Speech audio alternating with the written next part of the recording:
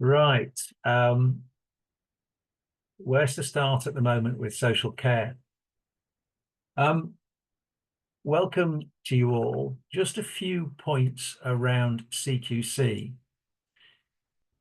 There's a rumor going around that CQC aren't going to be doing any inspections, good morning, Dudley, for 7 years. This is complete rubbish. And whoever told you it, well, I've no idea where it came from, but it ain't true. CQC are well behind with inspections. They are catching up, but it's going to take them some time. There's also, unfortunately, people exploiting the situation by not bothering to get CQC registration. They're actually saying that they are social care operators, but they aren't because they haven't got registration. And we are aware of people pushing the self-employed or the cash payment routes.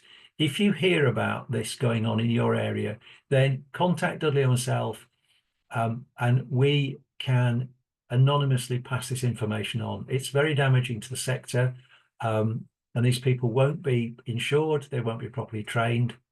And also, we're aware that some international sponsored recruits are being exploited in the same way, which is very dangerous for them. So please pass information on to us and we will try and get it sorted out. There's also a continuing problem with CQC with paying your fees. Now, if you find you can't pay your fees or you're not being asked to pay your fees, please notify CQC. Don't let it mount up.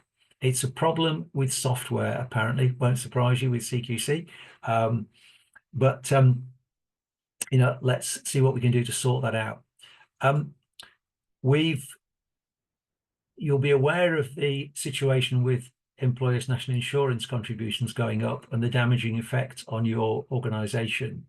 Now, there's a petition started, which I will put the details in the chat so that you can please sign that, get your staff to sign it, etc.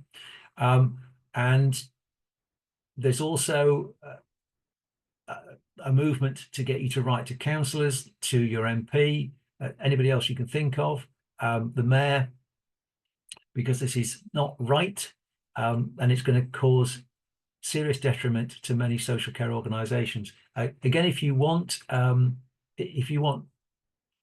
skeleton letters to write, then let us know, because we've got them, because many of us are doing that anyway. Apologies that Christy and Co couldn't attend today. They will be back at a future meeting. One of the things that we really wanted to cover with them, Christy and Co are now doing insurance. Insurance is a problem in social care. It's very expensive, as you know, but also many people are not properly insured for the work that they actually do. And one of the key areas around this is delegated health tasks. Now, that's an area that we need to cover in detail, but I will put a link in to basically a Skills for Care toolkit around delegated health tasks. But you need to be careful. It's an area that will come up later in the meeting, because the NHS are keen, seemingly, to pass this work off to other people. Surprise, surprise. But it's also a lot easier when organisations have a decent digital system and messaging, so they can actually move information from A to B confidentially. And when Rishi comes along later in the meeting, he will talk about digitisation and the benefits of that. And if you're in South West London, then we can give you the contacts for Paul Harper, and they have funding to help you to become digitally up to date, up to speed. It's a very good system, works very well. It's not quite so organised in the rest of London, but again, if you want help, let us know and we will find the contacts and we will put you in touch. As Dudley is in and out this morning because he's got a couple of things on the go, but I'll just pass over to him and see what he's got to say. Thanks for that, Peter, and welcome everyone for coming today. Understand it's the sort of final month before December kicks in, so I know a lot is going on. So bear in mind and really take note of all the changes that are taking place. There seems to be a lot of surveys, petitions, and lots of things happening presently. try and get involved where you can to have your say, because your voices are vital in what you're doing. And Peter, thanks again for sharing the information. There's lots going on presently, but as you can understand, I think everyone's minds have been around the budget and how that's affecting them and their organizations. And we know the stability of work environments, especially as SMEs, is really important. So as Peter said, engage with the survey as much as well, speaking to other individuals, but also manage your organization as best as you can, because even though it's going to be a long winter, we understand as well that managing the workforce, trying to get them to be skilled, training. So there's lots to think about. And we will try and share as much information as we can. We're speaking, as Peter knows, with the CAA, who are dealing with the local authorities, the government, and we're also trying to petition and share information, but also getting feedback from you is also very vital and important as well. Other factors to think about, as Peter's mentioned, around digitalisation is important that we've got today, but follow as well the likes of Skills for Care, CQC, even the Home Office as well. There's updates happening, and we don't want people getting caught out just because they haven't really paid attention in regards to what's going on in the sector. It's part of the WhatsApp group where we will share as much information as possible. And it may seem like on days where there is overkill, but please, by all means, just do go back to it. Even if you don't look at it on the day, you can always go back to it. The messages should be there continuously. Other than that, please get in touch with Peter or I of anything, thoughts going on from international recruitment. We've been running a lot of webinars across London, but also as well, other things that are important as well as organizational culture within your organization, trying to prepare yourself so you are able to retain staff, but also as well to help with your day-to-day exploits what you have to do on the day-to-day. Other than that, Peter, thank you, and I'm ready to be part of the session today. So thanks again. Okay, thanks. I put a few items in the chat, Dudley and I's contact details. I've put also in there the toolkit for delegated tasks and a petition to get the sector exempt from increased employers' national insurance. So obviously we'd be grateful if you'd pick that up and you'd get as many signatures on it as possible. There's also an update from UKHSA, which you may well have got anyway, around monkeypox. Mpox, it says on there there's one case in the UK, there are now 3. It's not expected to be a particular problem. And we'd also put in there a UKHSA update on cold weather. Because it's not cold, it's become more of a problem. And people are sort of ignoring the fact that it's going to be cold, which it obviously will, because it's winter. And so, you know, it will be good if people take some note of that and, you know, and carry on. I see that John Buttle has joined us. Hello, John. Hello. Hi there. Are there any points about training that you want to whiz into? Well, only I'd be interested to see how many people are accessing the new LDSS fund, because I know quite a lot of our customers are, and it seems to be going, it's a bit laborious, but it seems to be going smoothly.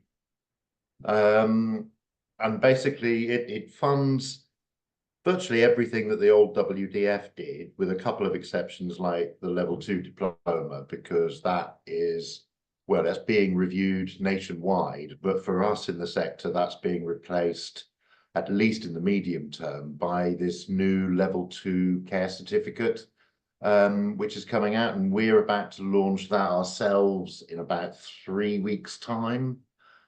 Alongside, we're going to be recruiting, or we're going to be asking various customers of ours to put people up to do the Assessors Award as well, because this qualification, I suspect, is going to be in high demand, and there aren't enough qualification assessors in the country. So the model we're looking at is to train up people within various organizations so they can do elements of that themselves under our kind of supervision and mentorship and stuff. But has anyone here actually claimed successfully from the LDSS yet? And if so, how did you find it? Because I'm going to a meeting with them next week and it'd be really handy to feed back.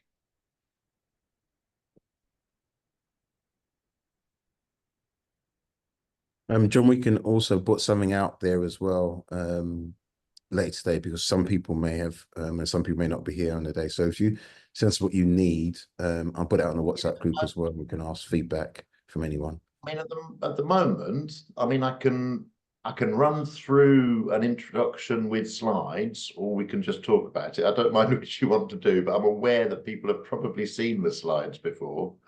But this is the new Department of Health funding that is replacing the WDF. The WDF will finish on the 31st of March next year, and at the moment is only for claiming people, for example, a level 3 diploma learner or a level 5 diploma learner who started a course before the end of March this year. So it's a kind of legacy to make sure that nobody loses out. But everything else is going through the new LDSS, which is direct from the NHS. No partnerships, so you have to actually register yourselves as an organisation and get access to their claims portal, which is relatively smooth to do. And then you just put in claims as and when. There are a couple of differences. If you are signing up learners onto a longer course, you can actually claim 60% of what you've paid for the cost of that course on day one of when they kind of register. So that will help people with cash flow, because with Skills for Care, of course, you could only ever claim all of the amount when somebody had actually finished and been certificated. So that's quite a nice change. So somebody's saying, can the slides be shared? Shall I just throw them up and go through it? You can do. I mean, I think it would be helpful as well, John, because I think even though you have shown some slides in the past, I think some of the questions I've asked in the past about how long it takes. Can you do one? I mean, no one by problem. one, things like that as well. Presuming I'm good to share. Can everyone see that? I'm taking it you can, because I can. So yeah, we can, John. lovely. Yeah. So it's new direct Department of Health and Social Care funding to employers for training staff. It's being run by the same people who have been funding NHS organisations. So they, it is a tried and tested model. It is a portal that has been used for quite some time. It's just that we're getting new access to it. It will fund a very similar set of RQF qualifications and certain training courses, such as the Skills for Care endorsed Lead to Succeed and Well Led and all that lot.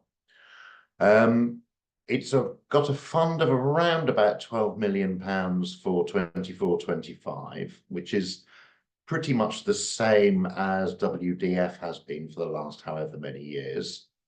At the moment, we're expecting in the next couple of weeks information from the Department of Health about next year's funding level, the 25-26.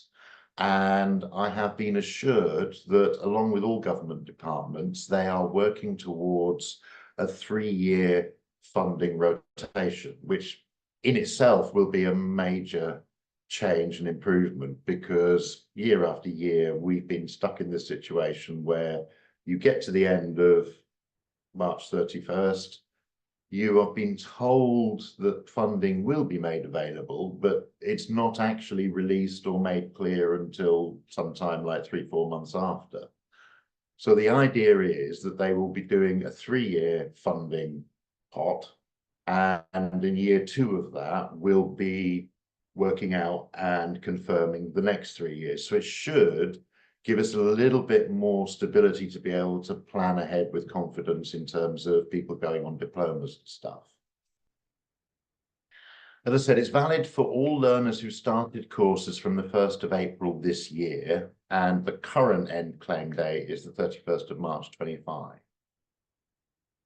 As I was saying, for qualifications, you can claim as an employer 60% of the course fees that are being charged when a learner actually enrolls. There's a little bit more to that because as a learning provider, we have to register them for the qualification and there's form filling to do. But it does mean that you're not carrying such a big cash flow balance for a year, 2 years if somebody's on a long diploma.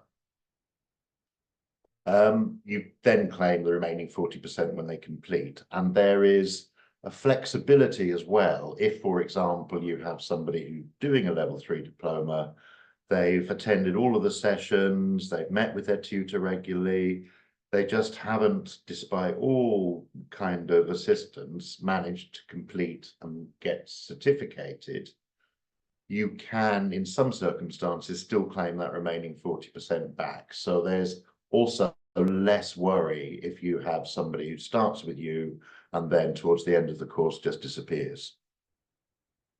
As with WDF, there's no restrictions on nationality. There's no somebody has to be working full time. It is simply that the people being funded for training have to be eligible employees working in direct social care and must be legally employed and have a UK national insurance number, which, to be honest, if they're neither of those things, that's a bigger problem for you anyway. It's relatively simple to do. I've done it myself, and most of our current customers have also done this or are just finishing the process. The links and the slides will be sent round after the meeting.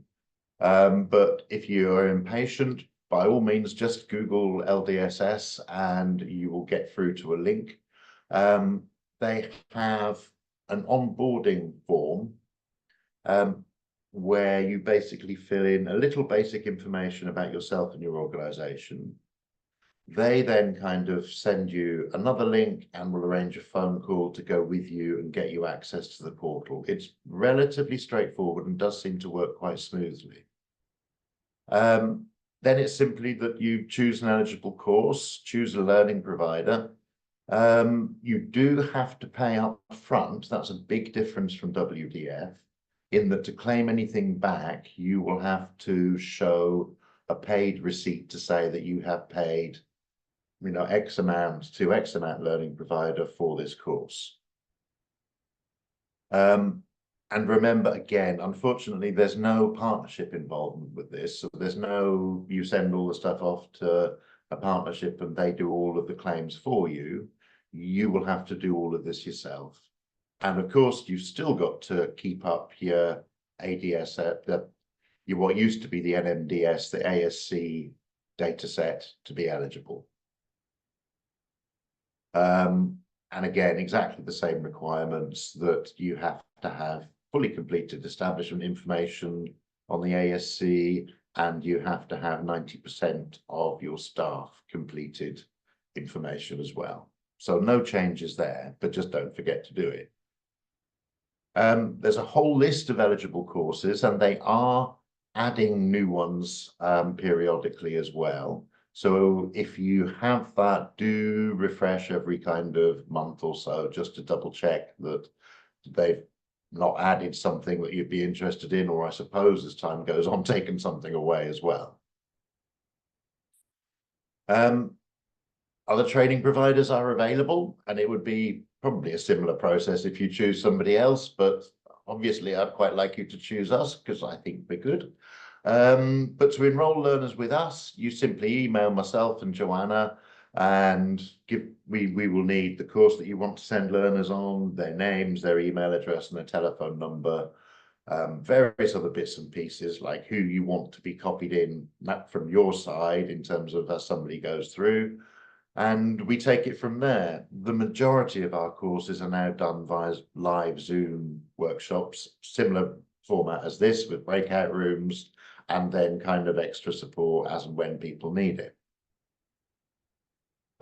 Do remember, though, that having a mobile phone is not going to be good enough in terms of doing workbook activities. You will need to make sure that learners have access to a computer or a laptop or decent tablet.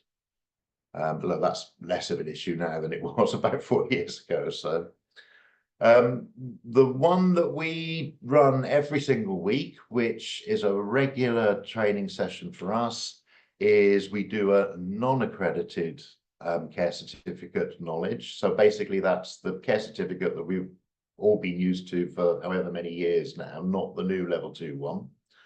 And we do that in conjunction with a level 2 medication RQF qualification. It's that attracts the funding. So basically we use the funding that you get from that to subsidize the care certificate bits of the training. And we have cohorts starting every Thursday for that. And then it follows on Friday and the following Monday and Tuesday. Zoom session in the morning. And please make sure that your learners have time away from work in the afternoon so that they can complete their workbook and homework for getting it in. And we've been doing that, well, we've been doing that for years. We shifted to an online, this platform and this model with COVID, and I'm trying to think how many thousand new workers we've trained on that now, but it's a fair few. And of course, you can just add as many or as few workers as you need to any particular week. So it's kind of very flexible in terms of your recruitment churn as well. For managers, we do all of the Skills for Care endorsed courses, the Well-Led program, Lead to Succeed, and then the little 1 day, although we do them over a half-day Zoom, single session management CPD modules, including self-management, performance management, and looking at workplace culture. These are all fully funded through the LDSS and are a really good way of upskilling your managers, seniors, and people who want to go a bit further into management. We do 2 other fully funded short courses. There's the autistic spectrum conditions one we do. We run that over 3 weeks with 2-hour live Zoom once a week and then homework to do. It is a really good qualification, but it does require more work than people sometimes expect. It's very thorough. So I would suggest that it would be a good one for your seniors and supervisors and managers. We also do a level 2 award in awareness of dementia, which is 1 4-hour Zoom session and then approximately 6 hours homework with remote support from the tutor. When I say we do all of the diplomas, just a reminder again, the level 2 diploma is not being funded anymore until further notice. So we're doing the level 3 and the level 5. We don't do the apprenticeship route. I could talk for about 2 hours on why I don't like the apprenticeship route and why it doesn't work for learners, it doesn't work for employers, and it doesn't work for learning providers. So we simply use the LDSS funding for that. And again, we do a series of workshops which are via Zoom with our tutor, and then you would normally expect to have 2 or 3 on-site observations and visits towards the middle to end of the course. If you are interested, we do charge an employer contribution for the level 2, so the level 3 and the level 5, purely because the funding is basically the same funding level as it was 15 years ago. And unfortunately, all of our costs have gone up in 15 years.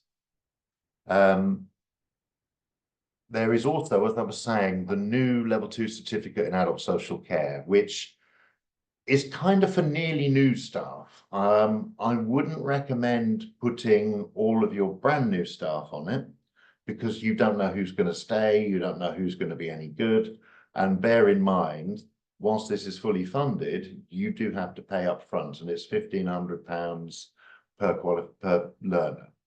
So you want to make sure that it's really for people who are going to appreciate it and kind of run the course with it. we're kind of expecting, because this is all new to us, we're just about to start our first cohort towards the end of November. So we're expecting it to be a 3 to 4 months duration. So not as long as a level 2 diploma. It covers in more detail all of the sections that are in the current care certificate, but to a greater degree of knowledge, and especially when it comes to learning disability and dementia, there is a lot more focus on that than there is in just the normal care certificate. Because this one is very well funded, there is no employer or learner contribution with it.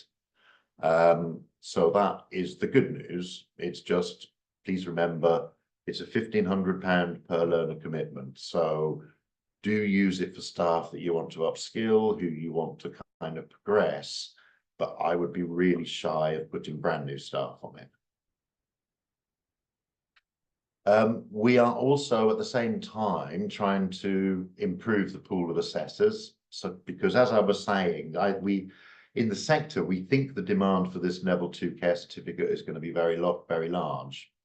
And we were worried, and the Department of Health are worried, and Skills for Care are worried, that there are just not enough qualified RQF assessors in the country to meet that demand. So on the back of it, with larger employers or yourselves, if you're a smaller employer and are interested, we can also train up 1 or 2 members of your staff and put them through the RQF assessors qualification.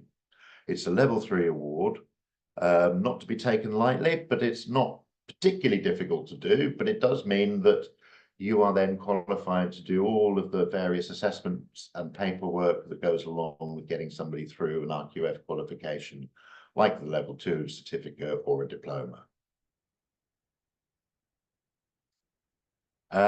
So again, important links, and all of these will be sent through along with the slides. Go to the main LDSS thing, get signed up, and then there's a separate link from that to double check all of the qualifications and what's available in terms of funding for them. And if you have any issues, please just give us a call. Thanks for that, John. It was very helpful. I think people are interested in this. Some people are interested in the assessor awards. Yeah. Someone had sent me a message privately and said, "Did they get paid more if they become assessors as well?" That's up to your employer. What I will say is that if we are using your own assessors as part of us putting your learners through the level 2 certificate, excuse me, we would have to add those people to us as an organization as a freelancer, because we would have to have them registered with us through as a centre with our awarding body. We are looking at a model whereby if it's your people who are doing the workplace observations as part of the certificate, we would subcontract that element to you as a company. So basically, that would give you an income stream on top of the funding that you're claiming for the qualification. If that Sounds good. Sounds lucrative. Maybe you might get people. Well, I mean, it's not going to be a huge amount. I mean, it's 28 quid an hour for the assessor work, and it's probably no more than 3-4 hours work per learner. But every little helps. That's still kind of money coming back. It is a good way of developing staff. You know, say you have an in-house trainer, but who's not got the level 3 qualification. It's a good way of kind of keeping their enthusiasm and getting them on board. And from our point of view, I'm quite happy doing that, because if I'm using one of our own assessors, nothing's free in the world. So it should work quite smoothly, and it will get round the issue of there just not being enough assessors in the country. So we question from Magdalena. For time. I think we've got Magdalena has got a question. I think, quickly. Magdalena, yes, thank you very much. Just regarding this, because I do have level 3 and in training and education, and I was wondering kind of what are the next steps in terms of, let's say, delivering the level 2 certificate training, because my question is, okay, I do I have already the relevant diploma. Yeah, and what is the next step to ensure that materials that I prepare are adequate for level 2 care certificate diploma? Is that something that I need to check or accredit with CPD? How does it work? There's a couple of questions to that. One is it the petals or detals that you've got, or is it the Assessors Award? Oh, I need to check that. That's the one that you just presented, the level the level 3 education entry. Yeah, be careful, because there's also the level 3 training award, which is basically a teaching certificate. And you would still need to do the level 3 Assessors Award on top of that. Okay. If you wanted to do the qualification in-house and without engaging with a learning provider, you would have to register with a awarding body, and it's a bit like going through a mini CQC process. If you wanted to partner with us to do it, you wouldn't have to do that, but we would need your CV and CPD record up to date, and we would put you through as an assessor via us as a centre. Okay. It would take a longer conversation, but it is possible. I would say, though, if anyone is thinking of becoming a centre and just doing everything in-house, that's fine and dandy, but do be aware there is a cost to that, because you have to pay to register learners per qualification. You also have to pay to be a member of a centre, and you do have to get your bumps felt in the same kind of way as CQC in terms of inspection and verification on a regular basis. So not impossible, but not to be done lightly. Yeah, it's funny because I have teaching qualifications from Poland. You know what I mean? So it's a funny thing that it's quite difficult. I have to do almost on top. Yes, you've probably got to do it all over again, unfortunately. But to know. Thank you very much, John. No worries. I will surely be in touch. Thank you. Thank you. Thanks for that, John. And you've shared your information. Can you share the link as well for the list of courses in the chat as well of what they can find? If I do the main link, and then everything else is a kind of an offshoot of that, if it makes sense. So just putting that in there. Do I get that to it? There's a question in the chat about, I have a diploma in education and training from Australia. It could be that there is more reciprocity with Australia than with Poland. There might be. I honestly don't know offhand. I know we would probably want somebody to do the UK version purely and simply because it will follow, especially with the RQF Assessors Award. If you've done training and it doesn't guide you through the various admin processes you've got to do to get somebody through an RQF, then it's going to be helpful in terms of knowledge about how to teach and all of that general stuff. But most of the RQF Assessors Award is about, and I hate to say it, but it's about how to do the admin and the various forms and what you need to do and the competencies and how you assess them. And that is a very British way of doing it. I mean, what I would suggest, Roxy, is that you take it up directly with John as the expert. That means that we can get away. I don't know about the expert bit, but yeah. And if I see that we've been joined by Rishi from CareVision, and I just want to move on because Rishi's got some very important messages and we have limited time with Rishi, but we can come back to training after that. And we've also got Skills for Care in the room in that sense, and they're experts on it as well. So we can come back to it after we've heard from Rishi. Sir. Morning, Peter. Hi, everyone. Nice to see you. Sorry, I'm a little bit late to join, but lovely to see you. And yes, so I'm here to talk a little bit about digital social care records and about digital transformation. For any of you that haven't met me or haven't come across me, my name's Rishi Jawaheer. I've got my own group of care homes in South London. So I'm in London as well. And my mum and dad started our care group, and it's a family affair. I grew up in the first care home that we had, and lived as a family with the people we supported. And over the years, as we got a little bit bigger, I then came to officially join my parents about 18 years ago, after my studies, and I've been working with them across the group, and we were looking at different ways to make ourselves more efficient and effective as an organization. And we went to market and we tried a number of digital systems.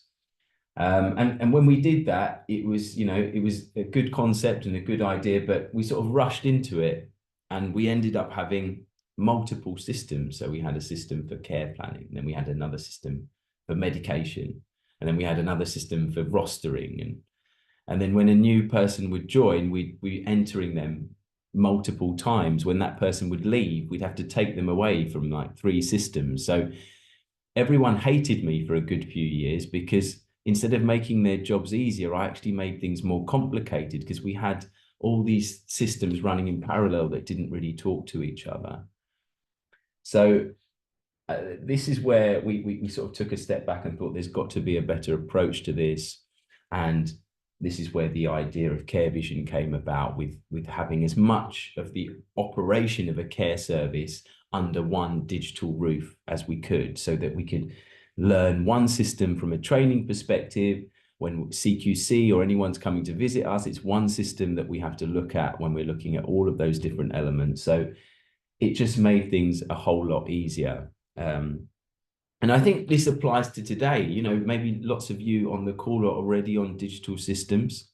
Maybe sometimes you went ahead with this on the idea that being digital was going to make things better, but maybe, when you actually got the experience of working with some of these companies, it didn't maybe go as smoothly as it could have. And I think this is where, when you embark on your digital journey, it's really, really important to sort of consider those steps and to consider, the long journey and the long road ahead. And this also applies with things like AI now. AI is a buzzword. Everyone's talking about AI. My kids are talking about, even my dad, who's 71, like he's talking about AI. We're big Arsenal fans in our family. So like, he's trying to do this. He says he's going to do some AI to create a striker for us, because we desperately need a number 9 to score some goals for us, and that's what he's trying to do with his AI. But this is another sort of buzzword that's coming out. Everyone's talking about it, but again, if you jump maybe too early on these journeys, you could also be setting yourself up for some challenges and some difficulties.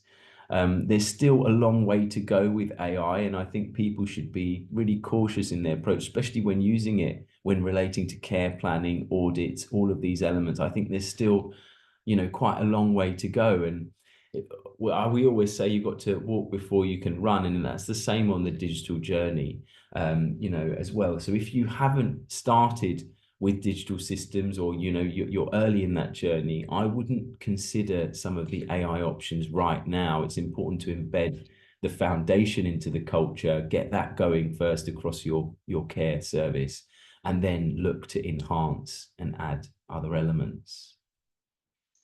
I'm just interested today, whilst I'm on the call, are there any particular areas that any of the members or anybody on the call would like us to look into or to talk more about from a digital social care perspective?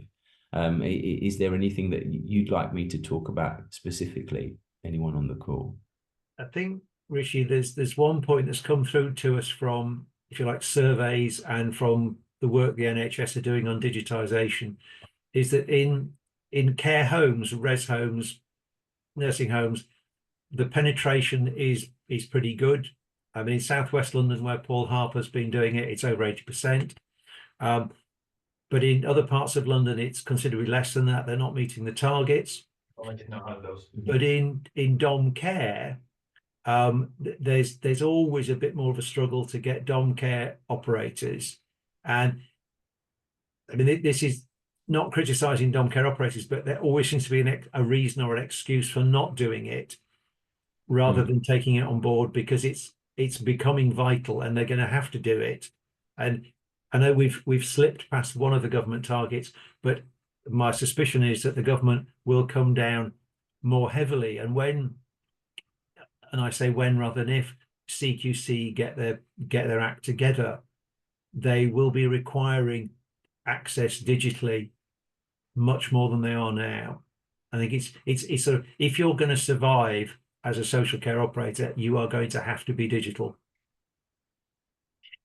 Yeah, I think that's so true. And but at the same time, I think in particular in the dom care space, maybe there hasn't been that system as well that's been able to sort of hit the mark for all the providers in all the elements, you know. And I know that Dudley talks to us and our team about that all the time, you know, this is the challenge as well. So I can understand where there is the reluctance from people to sort of to go straight into it. But as you say, Peter, that is the direction of travel. In my borough of Bromley, a lot is actually happening online. Even from an inspection process, you send documents. There's not actually much presence where somebody might come and do a visit for a short time in the office, or in the care space, but then actually a lot of that documentation is sent online, or there's access given to CareVision, you know, for inspectors, etc., to look through. So it is already moving in that direction. Okay, I think Magdalena had a question. Yeah, Magdalena has got a question. Magdalena. I'm sorry, I always have questions. Can you Good. give me specifics in terms of, because you say domiciliary care is lacking in certain aspects. Can you give examples of, let's say, what kind of aspects of care delivered is not digitalized, or what is lacking? And do you mean to Peter or to No, to yourself, or yeah. Yeah, you know, one of the things that I think is a great struggle for dom care companies is the rostering, the allocation of the visits. And I think that there's so much coordination and time that is spent onto dealing with people's preferences, because we all have to be aware of people's cultural preferences, their preferences when it comes to personal care. Do they want to have a male carer, a female carer? Is this person going to be qualified at this level, etc.? And then in these dom care companies as well, some of the smaller companies don't have capacity maybe to consider all of these things, because there's always other limitations. And so this is where I think you know, technology could be improved in the dom care space to maybe engage with people more, so that some of those elements and some of those targets with rostering, with other elements like that, they can actually be managed by the systems more. And that's where we could have more automation in place. I think if some of the systems were, you know, maybe at a level that you could rely and trust on them in the dom care service. I mean, Magdalena, for yourself, how do you do your rostering for your? I mean, we use, as I mentioned on a group chat, we are fully digitalized, and that's why, you know, kind of issues that you mentioned is not necessarily technology and system, is maybe probably money, as usually happens. If you don't know what is it about, it's probably about money. Yeah, and we use Birdie, not to, of course, you know, everyone has their own preferences. We try all the different systems, but I have to say we find it really, really useful, where you can group actually people and put their preferences in terms of carers, what type of carers, whether male, female, you know, what kind of skills they need to have for this particular client. And we find it really, really easy to do rostering, you know, and everyone are sent notifications and stuff like that. So again, I don't think that this is necessarily for lack of trying, maybe lack of research. There are so many portals now and technology accessible for domiciliary care companies that you can really trial and research. It's just, as I said, it's probably, as you mentioned, it's not of lack of trying, probably lack of resources in terms of staffing, like management staffing and money, because again, every digital system is connected with some kind of fee. Yeah, that, you know, we, you know, then we have bigger subject of course, funding of social care and et cetera. Okay, so I would say that it's a very, very good point. And Birdie in particular is a system that maybe new entrants to the dom care market might struggle to meet financially. I think that's a fantastic point you've made, Magdalena, and that's where it's people who are starting out, you know, who are just starting, maybe they haven't got the contracts in place. It's very difficult to come on board with a digital system in the early days, because you sort of need some finances in order to get that going as well. So it is a challenge. It's a challenge. I mean, it's a good, it's a great point. I think in the chat as well, before we go to HEMA, there is the notion that it's very hard to find a system that does everything. And I think, I will be honest, a lot of providers sometimes don't go into digitalize because they're looking for this actual piece of software that does everything. One thing I would advise is going digital is something that you should embrace. Work with a system, even if it's doing it on a small scale, because that's the way CQC, the government, they want people to go. And I think in just getting used to it and your staff getting used to being digital is really helpful. And going just on the record side of things, having your records digitalized is really helpful all around. We know for when you have to send data, information, and you're looking at the NHS trying to work with us, GPs and so forth, actually having more of a digitalized sort of care record is really hugely important how you go forward. So that's one thing I would advise. But HEMA, I think you've got a question you want to ask if you want to come in. Yes, thank you. Thank you. In terms of digitization, I just wanted to raise this point, just in case if any local authority colleagues are here. Though as an organization, we want to digitalize, there are some restrictions for us. For example, if we have a contract with a local authority where we have to use a particular system for electronic call monitoring, that particular electronic call monitoring does not actually integrate with the system. And the restriction from local authorities that they do only want the data, raw data from the system that they want us to use, part of the service specification.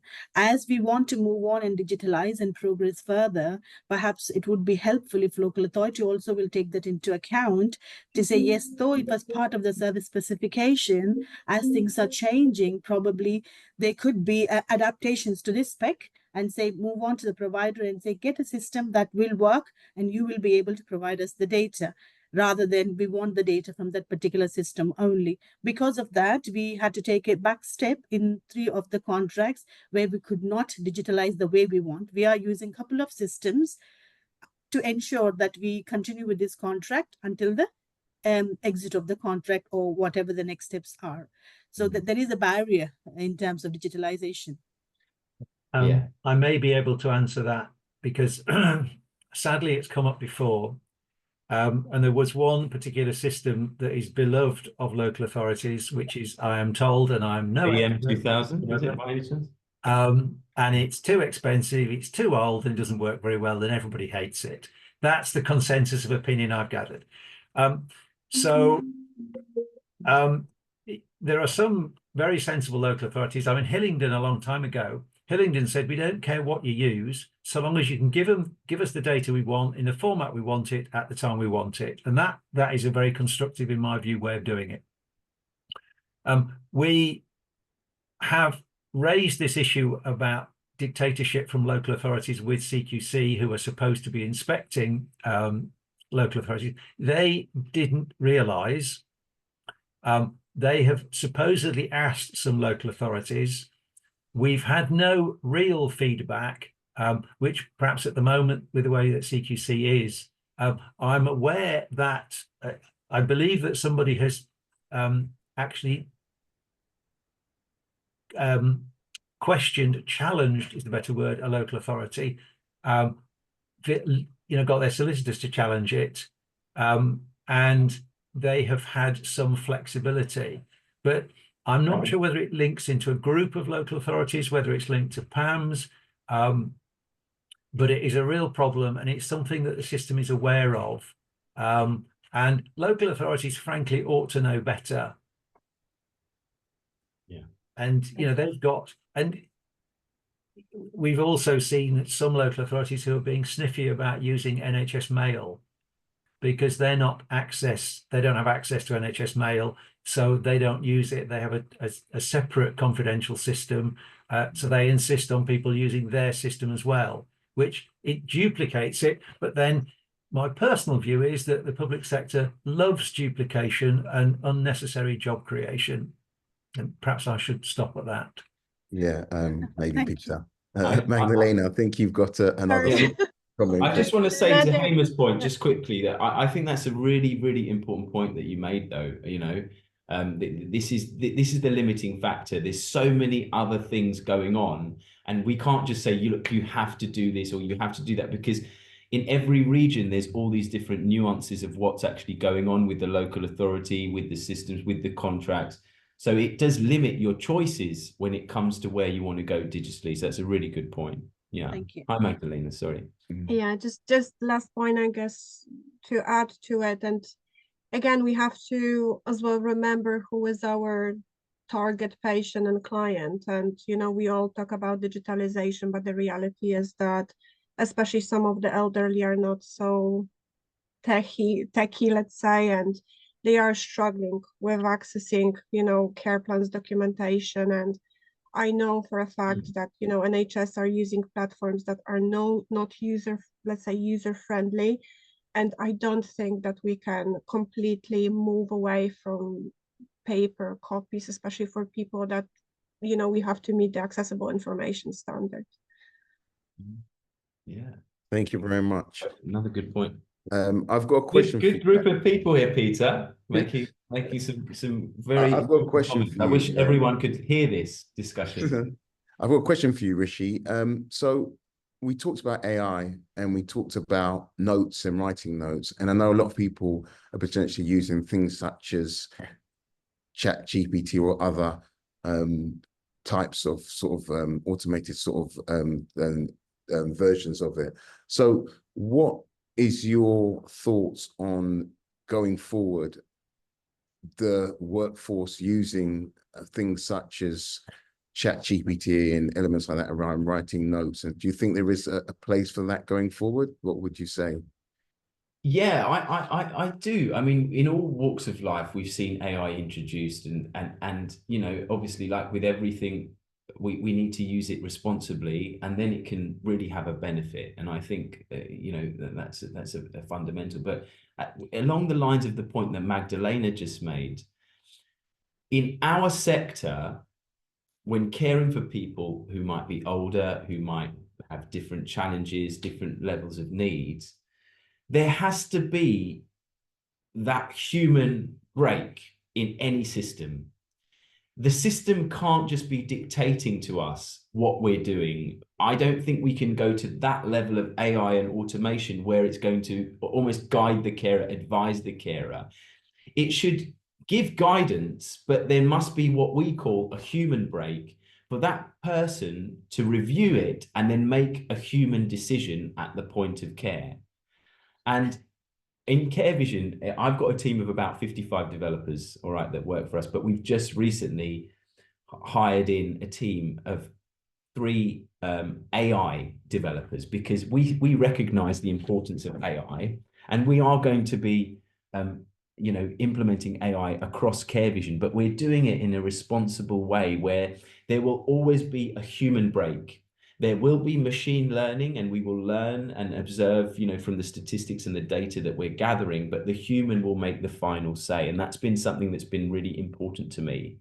And I think in all adoption of AI in social care, we should consider this, because you don't want the system to almost be running itself, because inevitably there will be things that will come up that won't be right, because there's no technology in the world that can meet everyone's need when it comes to an older person or someone with challenges being able to express and talk and having that human connection. So I think the AI that we use, I would veer people away maybe from ChatGPT and some of the free services, because the AI needs to have that the consideration of the care. And I think what we do in our little world is a little bit different from the rest of the world. So it's important to engage with systems that have that ability, you know, to come across from a social care perspective as well. I think Magdalena's got another point that she wants to raise. I'm sorry.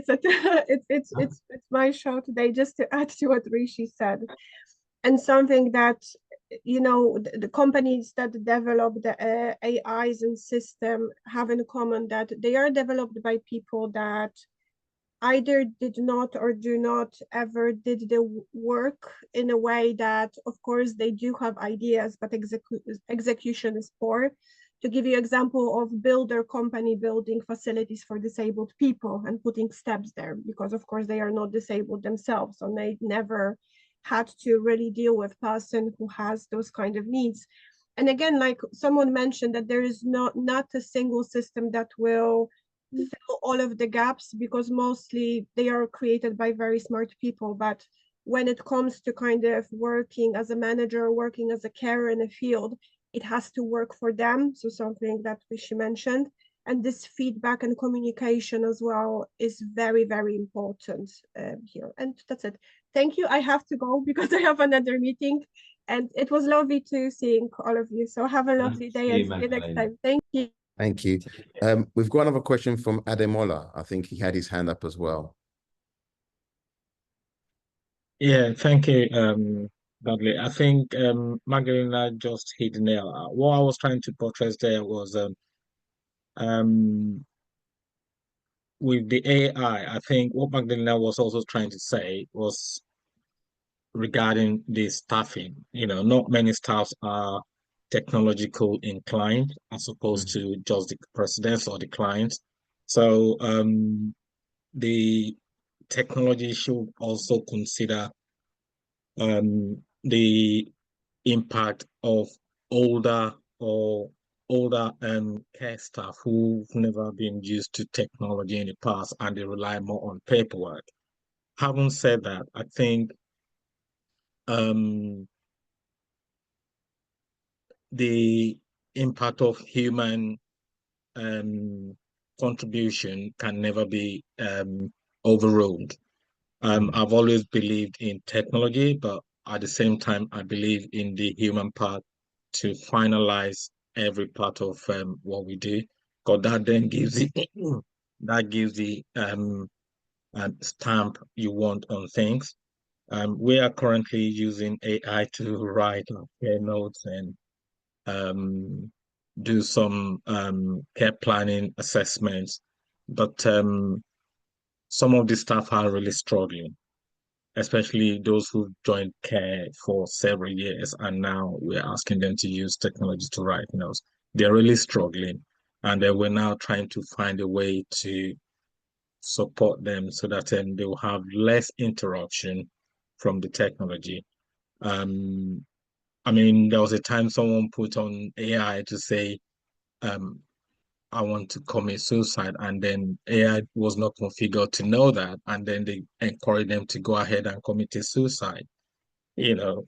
So this had the negative impact of using AI. When you give it an instruction which has not been configured, then it gives a different approach. So we should be very mindful. It's a serious point, but a very relevant point, and this could apply to when we're administering medication for someone, when you know we're you know dealing with somebody's pressure ulcer, whatever it might be. These are serious things that again I would raise caution in that point as well, Ademola, about people not being technically minded, technically savvy, that combination, you know, is almost, it's like putting a weapon in somebody's hand that hasn't had the training, right? So I think that you're right. The consequences could be terrible. So it's important to consider all those things before we jump into it. Thanks for that. I think it's been very interesting. I like that. I think there is, as you said, I mean, it'd be interesting to find out, Ademola, and maybe it's for another day, of the quality of your care notes. We're not going to tell anyone, but I mean, how you feel, if they're adequate enough. I know lots of people probably won't admit it, but they're going to be doing that because of the time pressures that managers are under and providers, that, you know, it's probably cheaper to use AI than to hire another member of staff to fulfill sort of the administrative duties. So I can see a lot more providers doing that. But on a positive front, when we talk about technology, and I think things that are probably sometimes missed, we're a sector which is struggling to really recruit and attract those under 25. And I think it's a way of actually bringing them into your businesses and actually giving them the responsibility to manage it. They enjoy it.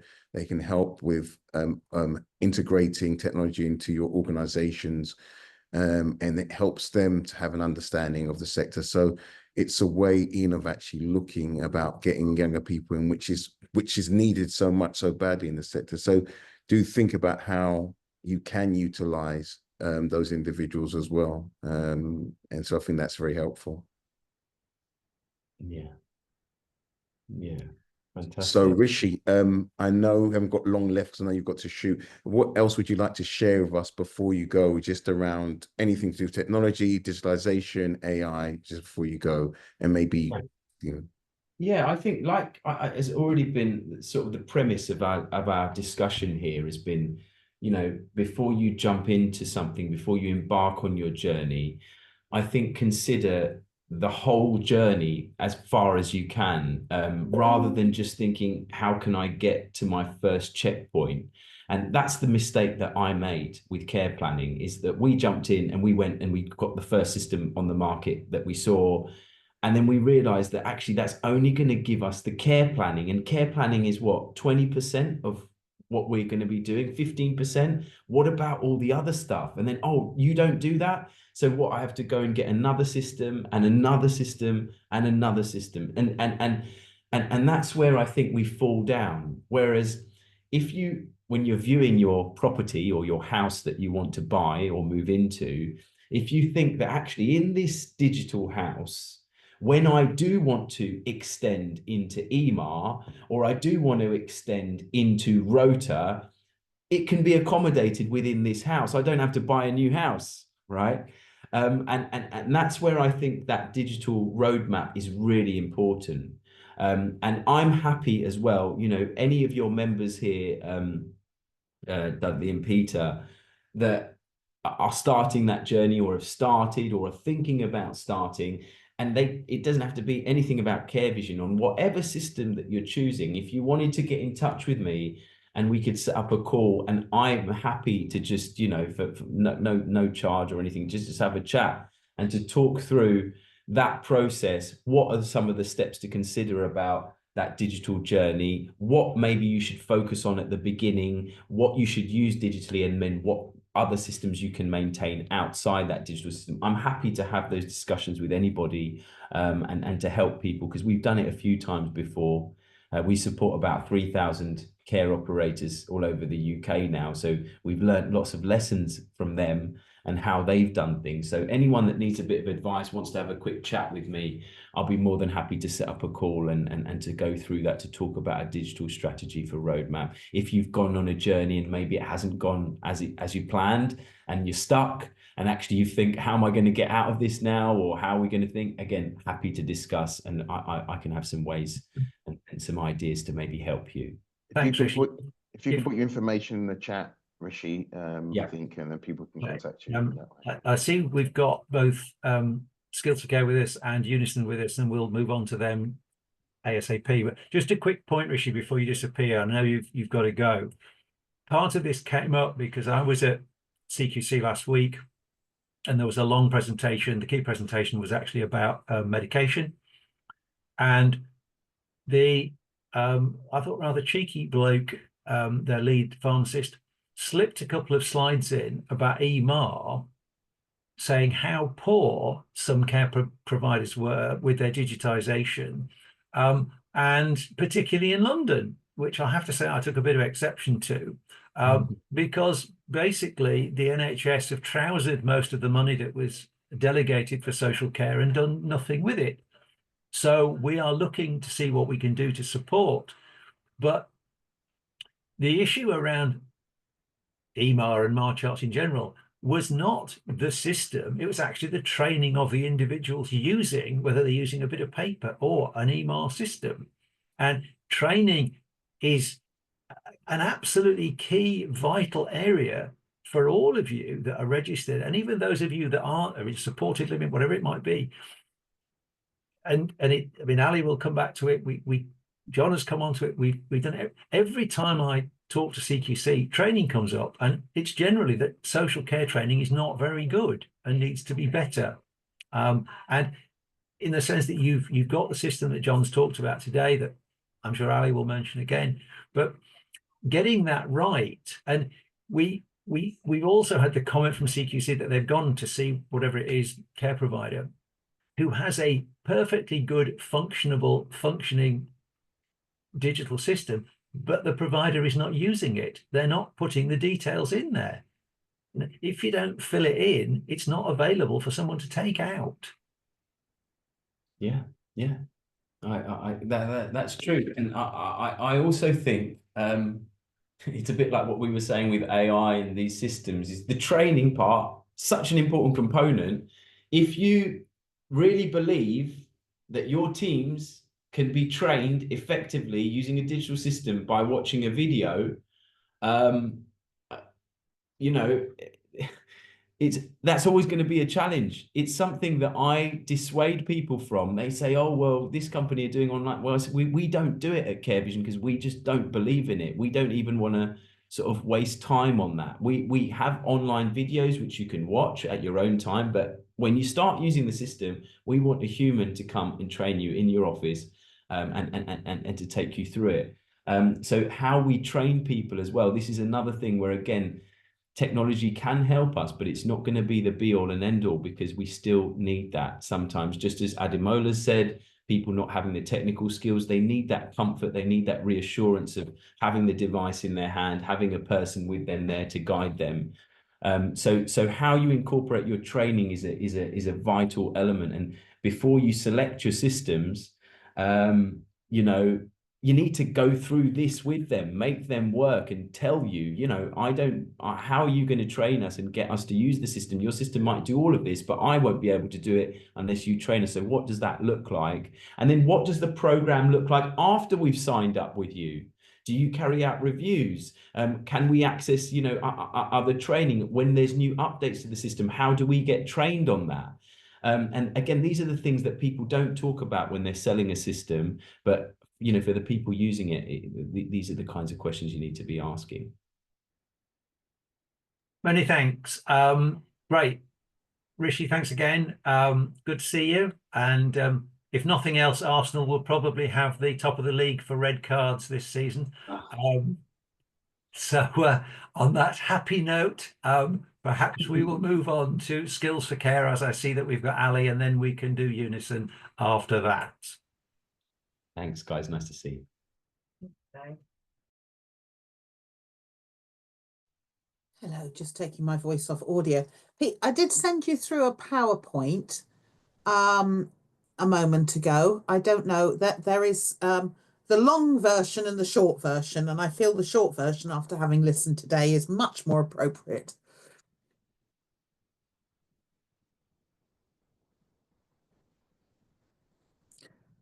But just whilst, thank you very much for setting that up for me, Peter. I appreciate that. No end.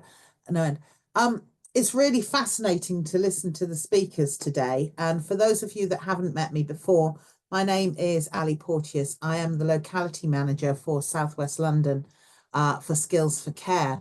And it's very, very interesting, particularly listening to some of the training that was discussed at the top of today. I think the first thing I would say is that if we are going to do training and we have money available, We are foolish if we do not claim it. Thank you very much, Peter. So if we click onto the next one, I just want to talk to you very quickly about the evidence for the adult social care scheme. We spoke about this and very kindly, you've had a really good conversation about why it's important, and I'm not even going to begin to touch on that. But what I will say is if you're going to be doing training, then make sure you're doing the claiming. So we have a session that will assist you with this. It was touched on earlier that there are funds available. And yes, the system has changed, and I think it was very adequately described to you earlier. I'm not going to retrace that. However, along with the change is the ability to understand what that change means to you. So I'd strongly advise that if you are wanting to claim money and you are using the new system, to go to this session. It will give you a quick overview as to how that money can be claimed and how the changes might affect you. So on the 28th of November, please do come along, and that will give you a really clear overview as to what those changes are and how that money can be claimed. So we also have a variety of different resources that we offer. Thank you, Peter. Variety of different resources that we offer in regards to the data set. Ooh, you've got to seem to have a slight, oh, there we go. I've clicked along on my PowerPoint a bit quicker than you have, Peter. So I will just very quickly come back to this. The free training is very important, but there are benefit bundles as well. So it's not just about the free training, it's also that storage of staff data. You've spoken a lot about the technologies. Now, what I would say is that CQC is doing exactly as all the other speakers have said. They are looking to digitalized environments and easy environments that they can access information from. We used to spend hours pulling out all this sort of data for inspections, but now things can be done so much more fluidly with technology. We've got a safe storage area for your staff records within the WDS system, but that also allows you to take your data that you may have on an existing system and bulk upload that. And if you need any assistance with that, just let me know. I think the good thing it offers is training records. We've talked a lot about how you inspire people to take responsibility within the businesses. And I think that's very much about how your culture is seen.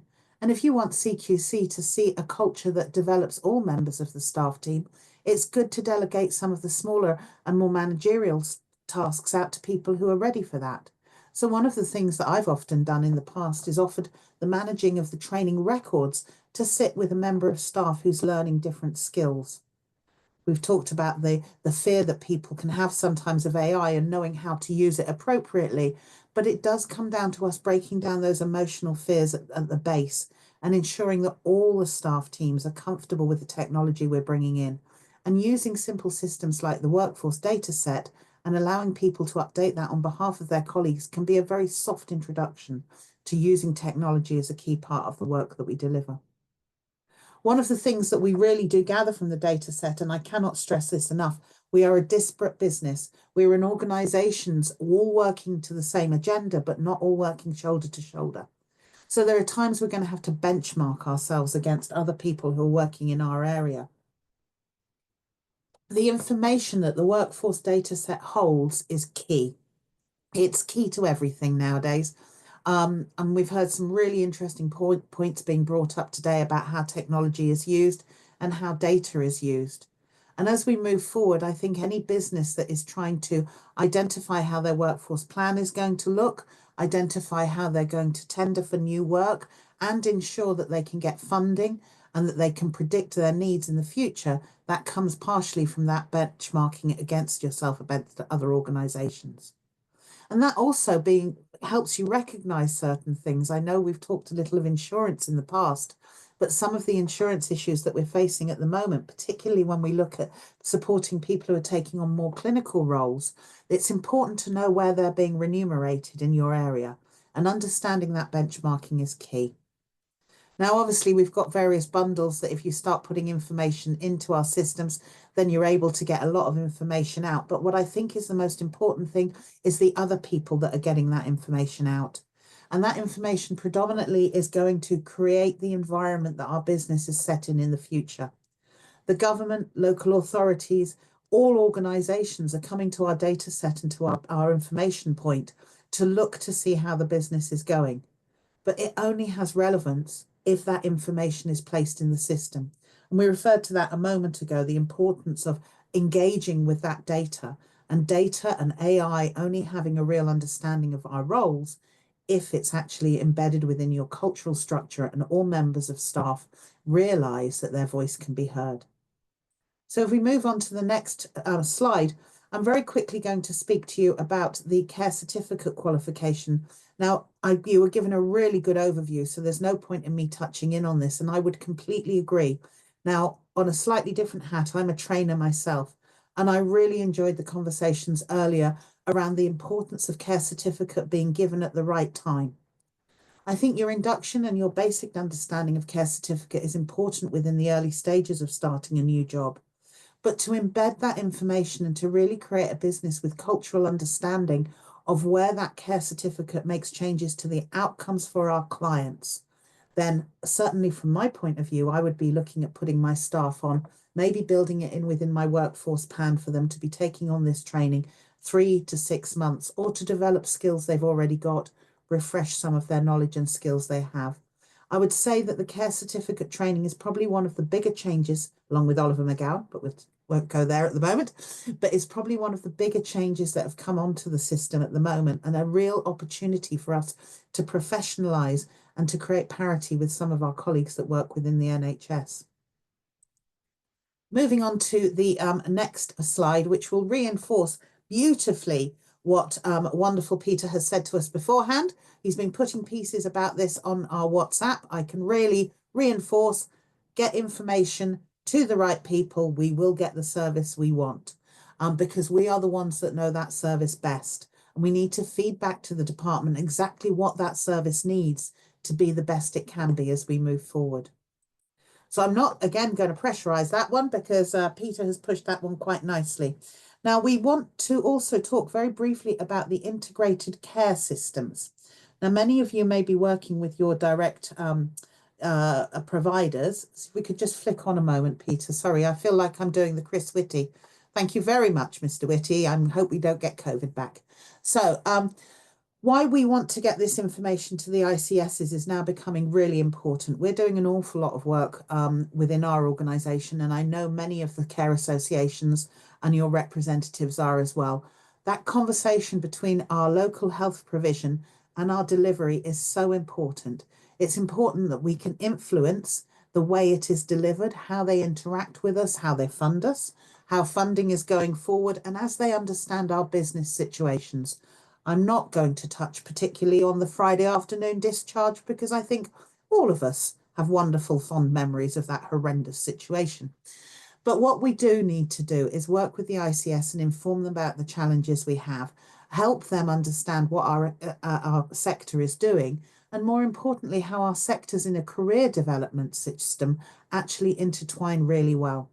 We're always looking for feedback and case studies. So if you've got situations where you've engaged with your ICS and you've talked to them about some of the challenges, or you've come across various issues, or you've got really, really good systems that are making a big difference to people and creating great outcomes, please, can you come back to us and let us know what's going on? Because if we can share those stories, we can help other people mimic that behaviour and make it better all over. So when we see the ICSs, it's always going to be an ongoing story of us working with the health services. It's always going to be a story of us trying to ensure we work hand in hand. And that's challenging, but we work together, and we should be able to get those stories heard better and experiences shared to make better practice. I'm going to just very quickly go through some of our latest information in regards to what we've been doing within the organisation. If I move on, just flick through to Peter. Thank you so much. That's very kind of you. So our latest information, I would say that we have had a bit of a year of change within our industry. We have got some very powerful documentation that has come out recently, and powerful information based on research that is making an impact into the way people think about our service. And one of those key things is the care workforce pathway. I have been in this industry for 40 years, and somehow I have managed to have a career, but by no means when I started out did I know where it would end up. And I think many of us are in the same situation, but at least having an understanding of where our skills are, how they can be built on and how they can be transferred is really important. And I think it's also very important when we talk about the financial responsibilities local authorities have to pay for the skills that are offered to them through your companies, but also for us to be able to show our workforce that they are valued. They have skills. It is not just a care worker. And I can honestly say, I'm pleased to say I haven't heard half of much of that in the last few years. I don't know about you, Peter, but I hope that you haven't heard half a care worker or Dudley, because it annoyed me always. The care workers are the most amazing people. So do take a look at the care pathway. It's making an influence when we talk to the local authorities, and it's making a very big impact to the Department of Health and Social Care, because they are actually hearing that we have a career structure, and that career structure represents the development of skills of people as they go through the journey. Pathway is very, very important, and it's even more important when we go back to commissioners, that they recognise the skills and the development that our teams have. So thinking about that, if we move to the next one, we've got a whole load of opportunities to share some experiences. We're really looking for those case studies to help us out and to take back to the departments the skills and the drives that are happening and the actioning that's happened. Please do. Yes, go on, Peter. Thanks. That's great. So when we talk to the department, we talk to them about how that pathway is really working for people. We're going to be giving a great deal of feedback in regards to the care certificate and how that can provide a real standardization of professionalism across the board. We want to also be able to support the knowledge we're gaining of a developing service, but we also want to be able to show the impact that makes. And I know that many of us keep our lights under bushels and don't shout about some amazing things that we do quietly that can make big differences to people's lives. So when we look at the best practice that we can possibly do, we need to talk about that. We need to use it as a tool to help people stay within their jobs, gain pride within their jobs, and continue to develop in the modern world. And that comes down to that digitalisation. I'm fortunate I hit within your target demographics, but I've got a background in technology. But I do know how terrifying it can be for a lot of my colleagues who don't have the confidence in technologies, but know that there's something better they can do. And as we said earlier, the biggest thing is to take the mysticism away, to take the fear away, and give people the opportunity to really embed it as part of their day-to-day work. We've got some great networks, and if we move on a little, Peter, I will, it's all right, you're nearly done. There's only 2 more to go, my friend. It's nearly done. I'm sorry for doing this to you, but we wanted to talk to you about our registered and deputy manager networks. Now, within our area, we've got a number of different registered managers networks. You can access all the information there to those networks. And if you have any further information, just come back to me and I'll tell you how we can support you further. But the interesting one for me that has really been coming up is the deputy managers. The deputy managers is an area that doesn't necessarily always get the support that they need, and they are our very, very rich area. So we're inviting people to attend networks, and to do that and help us get the right benefits, we would ask your deputy managers and even your managers to feed into some of this information, help us with how we can help you. Because at a changing time, I think it's important that we're all ready to change our processes and be with each other and for each other whenever we get the opportunity. Now, I know you've got a busy session and I'm coming to the end now. That's me done. There is a bigger and fuller piece I will be giving to Peter to send out to anybody who's attended. Please do contact me if you've got any queries, and I'm going to just put my email address into the chat if there's anything else I can do. Peter, thank you so much.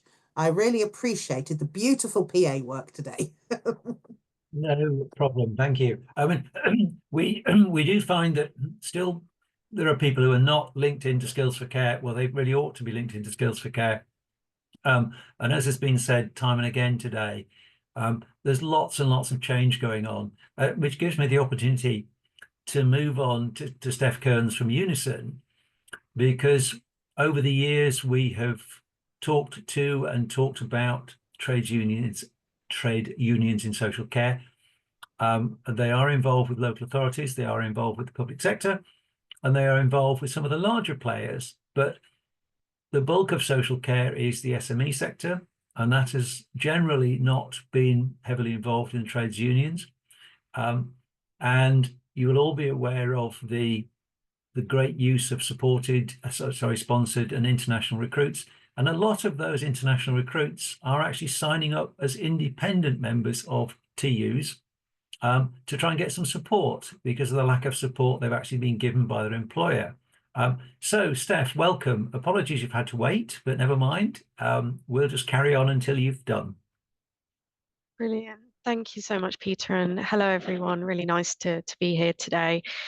So my name is Steph Kearns, and I'm the social care lead for Unison in Greater London. So I'll just give you a bit of background. Peter's already touched upon, but Unison is the largest trade union in public services, and we have approximately 12,000 social care members in Greater London, and that number is growing rapidly. It is one of our largest areas of membership growth, and our figures show that most of those members that are currently joining in social care are migrant members, and they're joining for a multitude of reasons, but predominantly around both employment issues and also immigration related queries and issues. Now, what we're able to offer these members is, of course, an impartial support system, and our benefits, which extend to all members, of course, is our ability to represent members, offering employment support and advice, and also a whole range of legal services, which extend both to employment related issues and also legal services for non-employment related matters. We also support our migrant workers with immigration related advice and support. So we've teamed up with the Joint Council for the Welfare of Immigrants to provide a helpline for our migrant members, so they can call our helpline and be given an appointment with someone from the JCWI to offer them immigration related advice. Because this is a growing area within our membership, we are rolling out new training and support for all of our local reps to ensure that they have the confidence and skills to be able to support our growing number of migrant social care members. The theme of today has very much been around training, and I wanted to touch on that myself. Unison has a really sort of long history and tradition in terms of training, and we have developed our own sort of social care training offer through our Unison College. And what this offers is free online training for our members for their own personal and professional development, which includes functional skills in English and maths, but also specific courses relating to social care CPD. We also have links with the Open University, and members who wish to go to the Open University to continue training can get discounts if they are a Unison member. Some of the concerns and issues that members are raising with us in terms of their employment is obviously pay is a common issue, training, health and safety issues in terms of their hours, their schedules, equipment, and ability to undertake their roles safely. Those who are home care workers in particular are very isolated often in the way that they work, and therefore can feel quite vulnerable. Some of the migrant members that have come to undertake social care within the UK just feel that they've not been given that support, and what they often come to us for is advice around understanding their employment rights, their contractual and their statutory rights. And so we're able to offer them that kind of information and advice through a variety of sources, through our reps and our webinars that we run, which gives them an overview so that they can understand exactly what they should be expecting within the workplace, and if there are concerns, that they can have the confidence to address that or raise that with their employer. We've had some really positive success where we've worked alongside employers within our local authority. So each local authority within London, there is a Unison branch, and we have very close links with the local authority, where we're able to bargain, negotiate and represent the views of our members who work across those settings. So when we are able to meet with commissioning services in particular, we're able to sort of negotiate and raise issues that our members are facing on the ground, where we at times misinformation is perhaps from those sort of management level positions who are experiencing the challenges of having to deliver a service that provides quality care whilst also providing meaningful employment for their staff, also within the constraints of the financial kind of budget and commissioning that they've been given. And we understand that, and where we're in a position to bargain, negotiate and campaign to improve funding, we can do that through our labour links, and we've already seen that where we've directly influenced the current Labour government in the New Deal for Working People, which focuses quite a lot on social care and long-term adequate funding for social care, which is going to ensure sustainable and high quality social care for the future. And if we don't act now, then we're not headed in a very good direction. So what we really want is for social care providers to essentially kind of open their doors to us and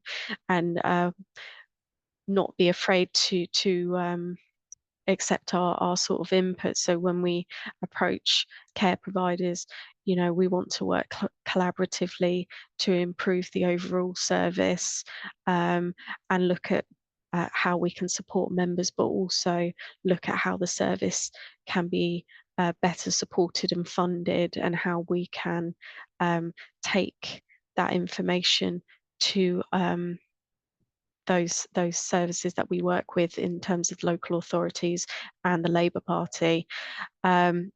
Within Southwark, where we've negotiated and agreed the residential care charter, and we also have ethical care charters across many boroughs in London, where those commissioning services have then adequately funded those contracts that have allowed those providers to pay, for instance, London Living Wage and occupational sick pay. They have informed us that their recruitment and retention challenges have all but disappeared. They're able to retain and attract quality staff, invest in those staff, which in turn translates into a better quality service. We've seen in some of those care home staff that have worked there for multiple decades, and that's because they're happy where they're working, and happy workers are going to work better and deliver a better service and translate into better to care for those residents. We know that what we're asking comes at a cost, and it has to be adequately funded by the authority, and this is what we want to work with providers to ensure, as everyone benefits from that.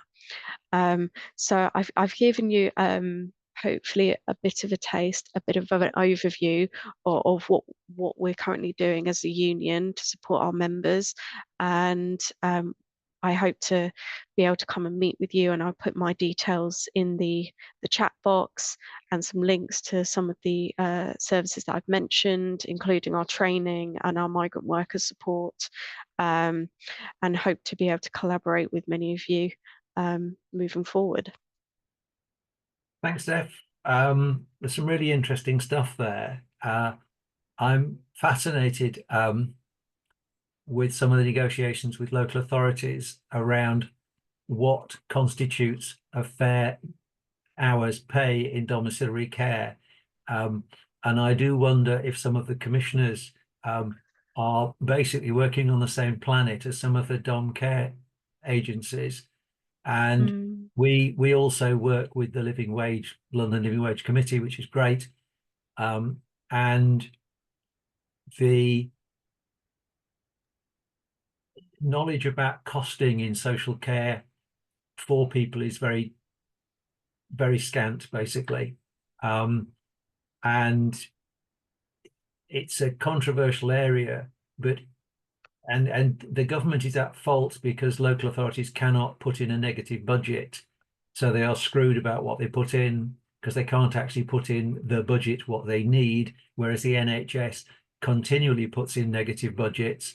And the NHS has just been awarded whatever it is, 221 billion or something, and social care, not just adult social care, but children's social care as well, gets a lousy 600 million, which isn't actually going to cover the increased cost of employers' national insurance, just to moan on. But negotiation is an area that Unison has done very well over the years. It has achieved an awful lot for employees in the public sector.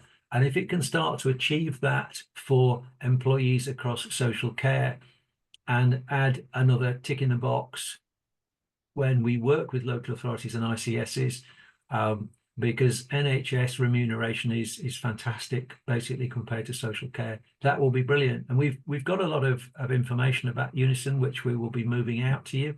And I would urge you to look at every opportunity to support your staff, because retention, we're still seeing over 30% a year turnover of staff. And if you look at it as a business cost, every person you recruit costs you probably £2,500 by the time you've got them working. If you can save a few of those every year, then you're saving considerable sums of money. Are there any sort of direct questions for Steph whilst she's in the room in that sense?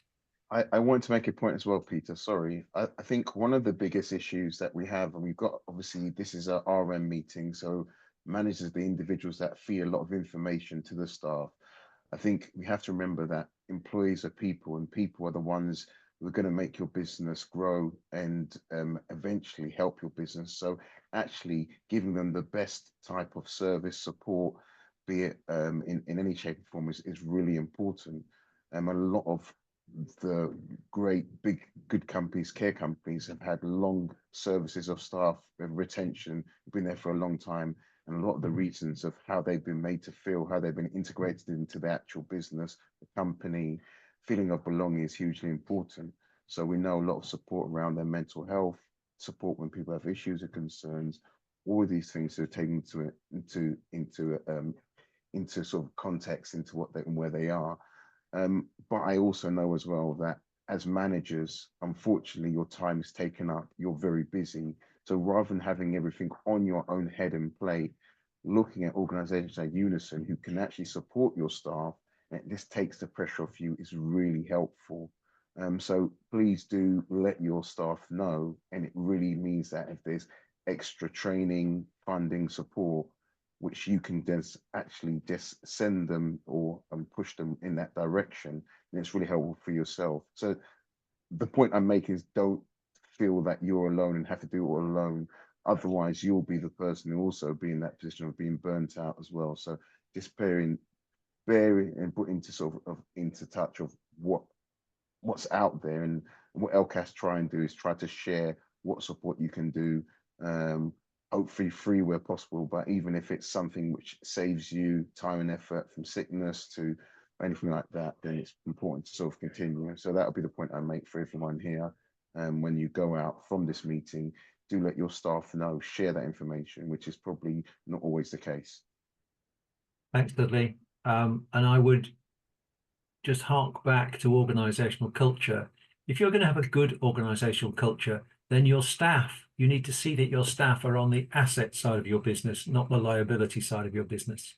And we do see too many operators that are looking at it somewhat the wrong way around. I mean, we hope that Steph will join us at the face-to-face meeting in Croydon in December, along with other people. So it's a chance for all of you who are invited. I know Croydon is not always the easiest place to get to, but the venue for the Croydon face-to-face meeting on December the 4th, which is in the chat box, that is available to all of you. The the Braithwaite Hall is pretty close to the station, both East Croydon and not that far from West Croydon, and there's lots and lots of buses. And hopefully there won't be a strike like there was on a previous meeting we had at Braithwaite Hall. But as I say, you're all welcome. The meeting's been recorded. We'll process that, or rather Dudley will process that, and we'll put it on the website. The presentations we've got, we'll also put Rishi CareVision's contact details, and similarly some information for Steph. Excuse me. If you've got questions for Dudley or myself, please do ask them. Again, thank you very much for your time. Thank you, Steph. Thank you, Ali. If John's still here, thank you for John. And I think that Rishi had to go. And